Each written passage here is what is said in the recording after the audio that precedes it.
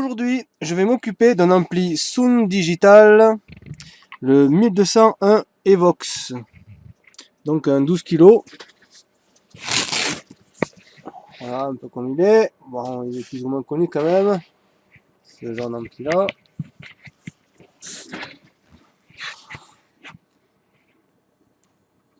Voilà. Voyons voir le gain.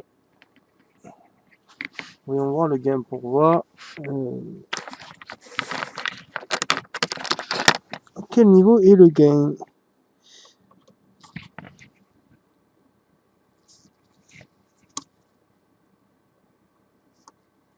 Ah non, il est à peine monté. Il avait l'air d'être bien réglé, alors, certainement. Donc bon, voilà. Dans cet ampli là, bien d'après ce que me dit le client, il a l'aide qui clignote.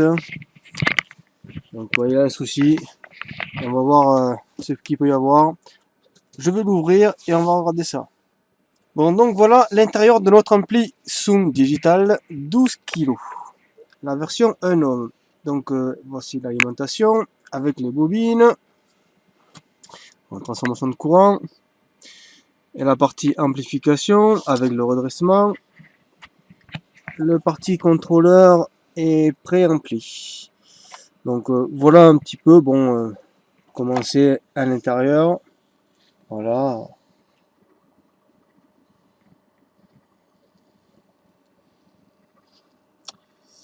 Allez, voilà.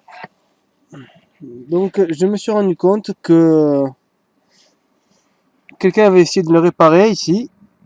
Je vais zoomer un peu. Voilà. Donc voilà, bon, ça a été soudé grossièrement. Bon, on voit comment à côté c'est et comment c'est là. Bon, a priori la personne n'a pas réussi à le réparer, hein. Donc voilà, donc moi je vais m'en occuper et je vais voir si je peux le réparer, cette bestiole là. Allez, c'est parti, je vais commencer à chercher un petit peu, voir ce qu'il en est. Bon, alors ça s'attemplit là, j'ai cherché un petit peu les pannes qu'il y avait.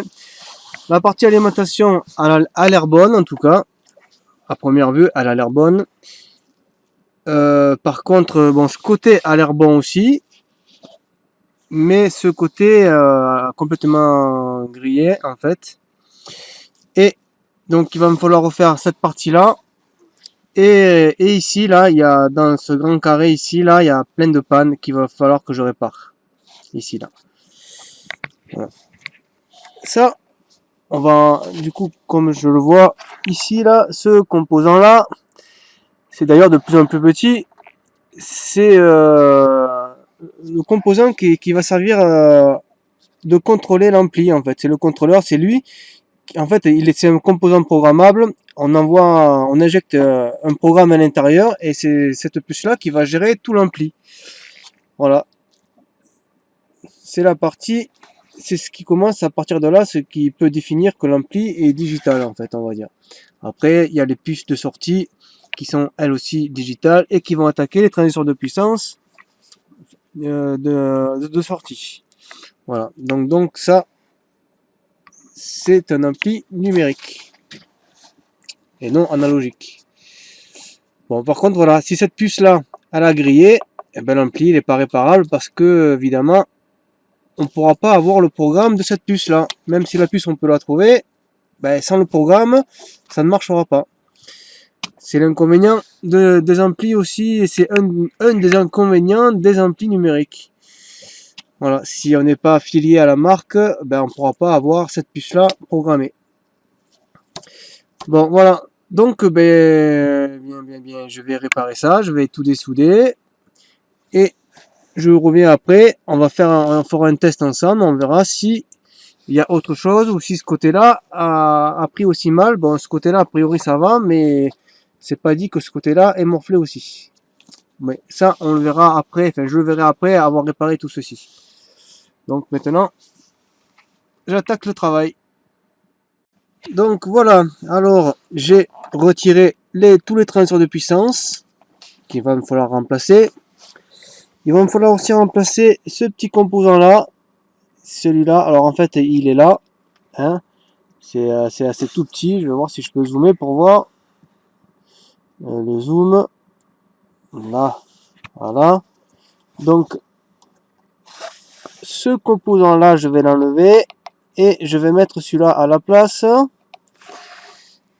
Et ce composant là aussi, pareil, et je vais le remplacer par celui-là, par celui-ci. Voilà. Une fois que j'aurai fait ça, je vais devoir faire une réparation qui se trouve là-dedans.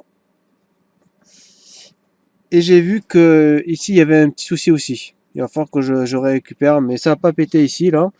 Mais il y a un petit souci ici, moins que là quand même. A priori, je pense qu'après, bon, j'ai pas tout contrôlé encore, mais je pense que ça devrait aller.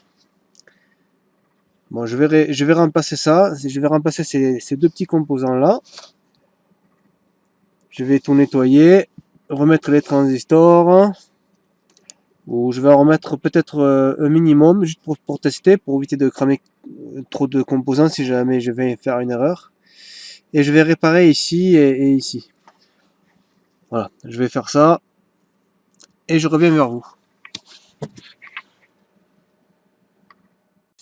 Bon, voilà. Alors, j'ai branché le câblage. Ici aussi, j'ai branché la sortie sub. Bon, j'ai pas mis les RCA. C'est pour éviter de griller la source au cas où il y a un problème. Bon, j'ai réparé grosso modo. J'ai pas tout mis, mais j'ai mis le principal pour le faire démarrer. J'espère juste que ça va démarrer, quoi, que ça va pas griller autre chose ou ce que j'ai mis, quoi, parce que voilà, ça serait dommage. Néanmoins, ça met toujours la pression sur des gros amplis. On sait pas à quoi s'attendre si on a oublié quelque chose ou pas. Et généralement, les gros amplis, il y a tellement de courant que les imperfections, ça n'aime pas trop. Bon, on va le voir ensemble. On va se mettre aux lumières. Je pense qu'on va aller voir ici les lumières. On va voir. Bon. Non, on ne le verra pas. C'est ici. Elles sont ici les lumières. Voilà, c'est pas comme sur les Taramps. Et les lumières, elles sont ici. Voilà. Donc, on va le faire ensemble. Bon, j'ai la pression un petit peu toujours. Parce que si ça casse, ça met la pression. Je vous laisse imaginer. Bon, je mets le courant. Pour le moment, ça va. Je vais me préparer à éteindre. Là. Et je vais juste mettre le remote. Allez, c'est parti.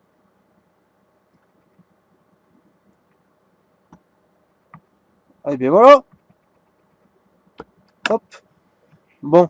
Je vais brancher les RCA avec vous. En tout cas, il s'est allumé. J'entendais, je sais pas si vous l'avez entendu, mais j'ai entendu du son un petit peu dans le sub. Alors, on va voir s'il y a un petit peu de son qui sort de là-dedans. Bon, ça va, ça a l'air d'aller. Alors, la musique, j'ai pas préparé la musique du coup. Allez. Bon, j'ai mis play. Je renclenche le courant. Voilà. Et je mets le remote. Bon, normalement, il ne devrait pas y avoir de raison. Bon, le son est à 0 au volume de ma source. Et je vais le monter un petit peu. Allez. Ah, on va voir. Est-ce qu'il y a du son? Il y a du son. Ah.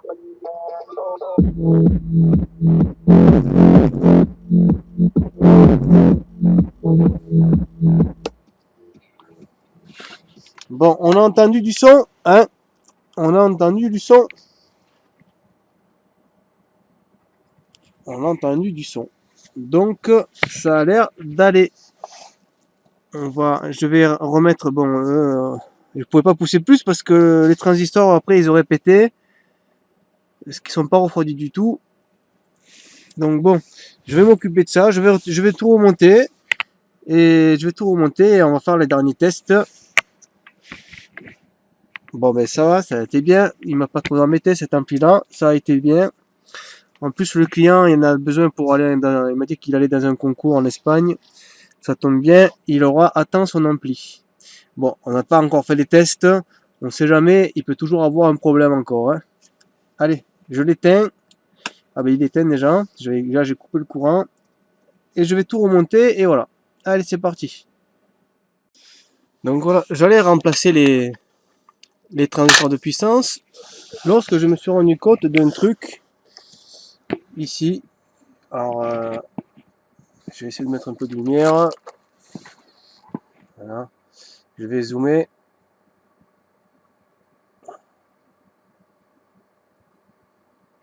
Si ça veut bien, voilà. Donc ici ça a cramé. Je sais pas trop pourquoi. Et donc il va falloir que je cherche pourquoi il y a ce problème là. Ça va pas être évident je pense là. Bon. Je vais chercher. Bon alors voilà. J'ai enlevé les composants incriminés. Donc il y a cette résistance là. Je suis là. Il y a cette résistance là, cette résistance là. Quand j'ai récupéré les résistances, j'ai pris celle-ci. Et finalement, je me suis rendu compte qu'elles étaient plus grosses. Bon, heureusement, elles sont encore plus microscopiques. Elles sont encore là. Bon, j'en ai, heureusement. J'ai pour les remplacer. Mais je vais vous dire pourquoi il a cramé. Pourquoi il y a eu ce problème. C'est à cause de lui. À cause de ce condensateur là. Que ça a grillé. Alors en fait, ce condensateur là, il relie l'ampli à la masse du châssis. Et moi, je vous dis de temps en temps, ou je l'écris sur Facebook, quand je donne des conseils, de ne pas fixer l'ampli sur le châssis, de le châssis de la voiture. C'est-à-dire que ne pas faire toucher, je vais dézoomer pour vous montrer un peu, là, de ne pas faire toucher le châssis, de ne pas le fixer sur la masse de la voiture, donc sur le châssis de la voiture. Et d'ailleurs, c'est peut-être pas pour rien que maintenant, ils mettent du plastique autour des fixations. Vous voyez, le plastique, c'est du plastique. Sauf que là, il y a de la ferraille au milieu, là, et à mon avis, cet ampli-là, enfin, j'en parlerai avec le client, mais à mon avis, cet ampli-là, il était fixé à la masse. Et donc, il y a eu un problème quelconque, je ne saurais pas quoi vous dire, mais il y a eu un problème, et qu'est-ce qui s'est passé? Ben, lui, il a grillé. Bon, le courant est passé par lui, il passait trop fort, et il fallait que le courant passe quelque part, il est passé par le châssis, et il est passé par le châssis de l'ampli, et donc il est revenu à la masse par le châssis de la voiture. Donc, comme je vous dis encore une fois, ne pas fixer les amplis directement sur le châssis de la voiture. Mettre du bois et faites en sorte que les vis qui sont fixées sur qui fixent l'ampli ne touchent pas la ferraille, donc le châssis de la voiture. Ça évite de ce genre de problème là et d'autres problèmes d'ailleurs. Donc voilà. Donc là la cause, c'est lui qui a fait griller les deux résistances. Donc je vais le remplacer. Alors ce que je vais faire, parce que d'ailleurs je crois que de ce format là j'en ai pas, je vais mettre un format ancien, c'est-à-dire un gros condensateur, mais de même valeur, hein. Au moins il grillera pas aussi facilement. Et de toute façon, le client en a besoin pour son concours, donc ça sera pour le mieux. Parce que si je les commande, je les aurai pas à temps. Donc je vais mettre les composants qui sont pas miniaturisés et au moins ça grillera pas aussi facilement. Donc je vais réparer ça, je vais le tester et ça devrait aller après.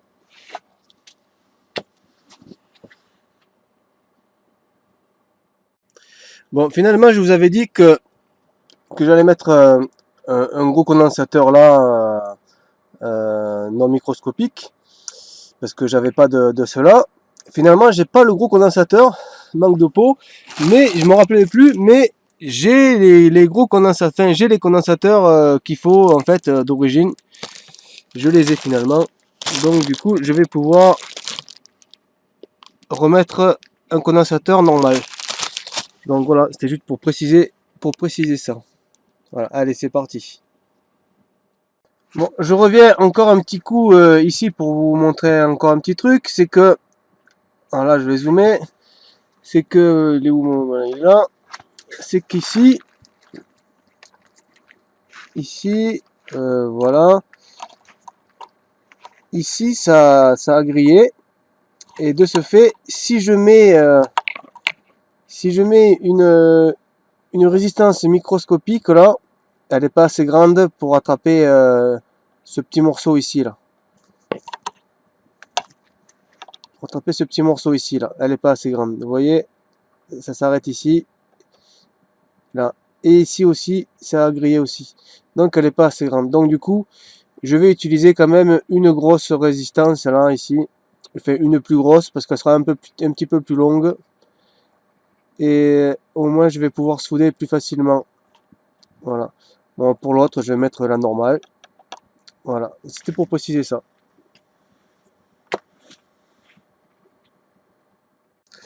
Bon, je reviens encore une fois. Avant de faire, je vais vous montrer. Je me suis rendu compte juste maintenant, là.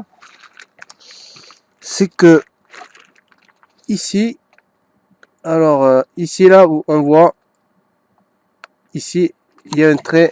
Ah, je suis gêné avec ce composant là. Voilà, ici, vous voyez, il y a un trait ici qui rejoint là. Et là, il y avait une piste. Et la piste, eh ben, elle part d'ici et elle a grillé la piste. Conclusion, il faut refaire cette piste là. Ça va pas être évident. Étant donné qu'en plus de ça, ici, là, il y a le condensateur. Bon, ça va pas être évident de récupérer la piste là. Il va falloir mettre un tout petit fil, tout minuscule, et me souder là-dessus. Eh ben dis donc. Ne mettez pas vos amplis sur le châssis de la voiture. Bon, je reviens une fois de plus sur l'ampli là, au niveau des pistes. D'ailleurs, on voit bien là que c'est microscopique. Rien que la pointe là, ici, c'est tout fin la pointe, et on voit là, par rapport à la pointe, c'est vraiment minuscule. Bon, donc en fait, je vous ai tout à l'heure montré la piste qui était grillée ici là. Voilà. Alors, euh, je suis là, me gêne. Voilà. Donc je vous avais montré cette piste là qui était grillée. Allez, si la caméra elle voulait bien. Et en fait, on le voit vraiment très mal, mais ici là, il y a une autre piste là ici qui rejoint celle-ci. Et il y a celle-ci aussi à donc du coup à mettre. Alors j'ai cherché hein, celle-là, elle part de celui-là. Et celle-ci là, cette piste là, passe par derrière et rejoint la masse des prises RCA. Donc ce que je vais faire, je vais souder un fil là, un fil ici. Je vais mettre le composant ici, les composants lui aussi, et je vais me souder ici pour refaire les liaisons. Donc voilà, donc lui qui était en tort, c'est à cause de lui qui a eu tous ces problèmes là. D'ailleurs, il est plus tellement rectangle. Il va se coller. On voit qu'il a on voit ici qu'il a cramé. Voilà, on voit bien ici qu'il a cramé ici. Donc par chance, j'en ai tout un tas en fait. Ils sont où? Voilà, ici j'en ai plein. Donc je vais remplacer ce composant là par un neuf. Allez, c'est parti, je vais faire tout ça. Bon, voilà, je vous montre un petit peu. Allez, je vais zoomer. Voilà. Donc ici, j'ai soudé un fil à la masse de l'RCA. Il passe par ici, il redescend là, et il va souder ici. Et pour celui-là, en dessous, là, hop, voilà, comme ça. Bon, je sais pas si on arrive à avoir le fil. Le fil part de là et part aussi ici. Il est en dessous l'autre. Voilà. Voilà comment c'est. J'ai remis le condensateur, les deux résistances. Celle-là, je l'ai mis un peu plus grande pour que je puisse souder plus facilement ici. Et voilà. Donc là, ce que je vais faire, ben, je vais mettre un point de colle ici, ici et ici. Juste, c'est de la sécurité. Et pour faire mieux, voilà, je vais mettre ça. Bon voilà, j'ai mis les points de la protection. On le voit ici en noir. Je sais pas si on voit bien. En noir, ici, ici et en dessous là. Voilà, au moins ça bougera plus. Bon, on n'arrive pas à voir. Je vais essayer de le faire moi. Voilà, là. Bon, ça bougera plus du tout, ça pourra plus bouger. Donc ça risque plus rien. Bon, maintenant, on va faire le test. Et on va voir s'il n'y a pas d'autre problème.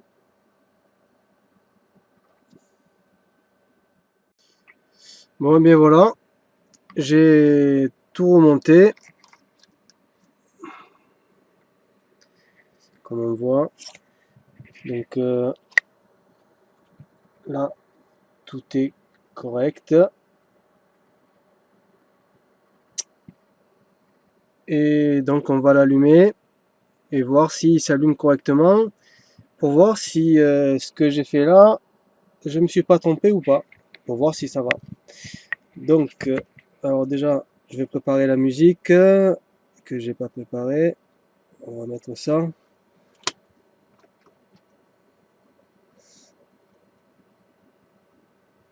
Voilà. Donc on va l'allumer.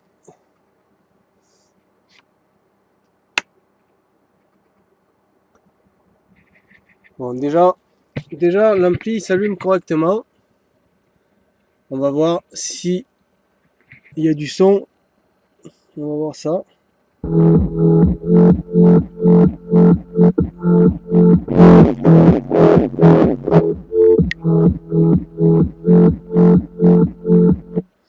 Bon, comme on voit, l'ampli fonctionne. Je me suis pas trompé et j'ai fait la réparation comme il fallait. Donc maintenant, je vais le laisser tourner un petit moment.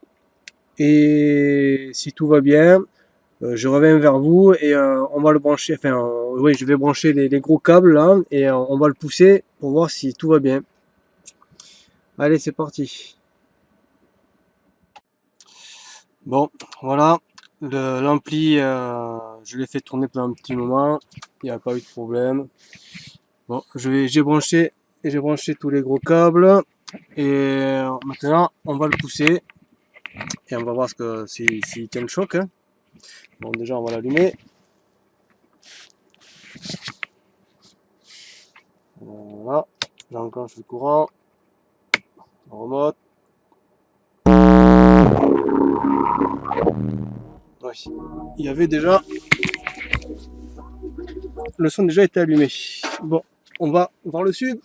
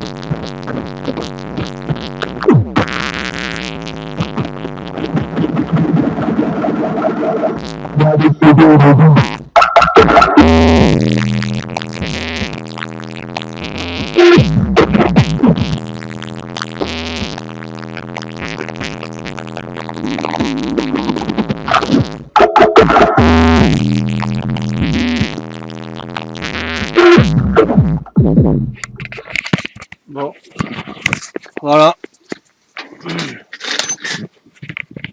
Votre ampli fonctionne correctement.